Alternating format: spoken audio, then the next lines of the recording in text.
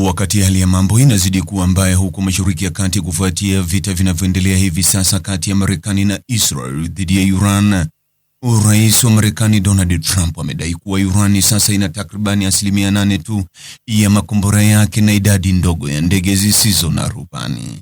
Akizungumza na waandishi wa habari katika ofisi ya Oval ya White House Jumatatu jioni, na huku makamu rais JD Vance akiwa amesimama karibu naye, alisema, na hapa namnukuu, "Ndiyo, bila shaka." Lakini alipoulizwa ikiwa kweli vita vitaisha wiki hii, aliongeza, "Sidhani hivyo, lakini vitaisha hivi karibuni. Haitachukua muda mrefu."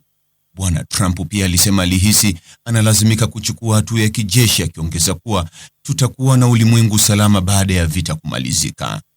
Amekuwa akidai mara kwa mara kwamba mashambulizi ya pamoja ya Marekani na Israeli yameharibu sehemu kubwa ya uwezo wa kijeshi wa Iran na kwamba vita hivyo vitamalizika hivi karibuni sana, ingawa hakuna muda maalum uliotangazwa bado wa kumalizika kwa operesheni hiyo.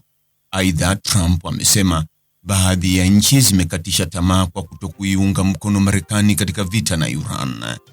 Trump alitaja haswa mataifa wanachama wa NATO na kurejelea mazungumzo yake na Keir Starmer, ambaye alisema awali alikuwa akisita kuomba msaada lakini baadaye akatoa usaidizi fulani.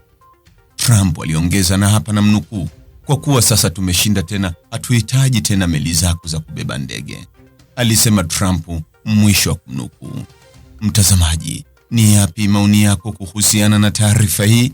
Andika maoni yako katika sehemu ya ujumbe hapo chini. Like na subscribe pia ili uwe wa kwanza kupata habari wa chungu tele.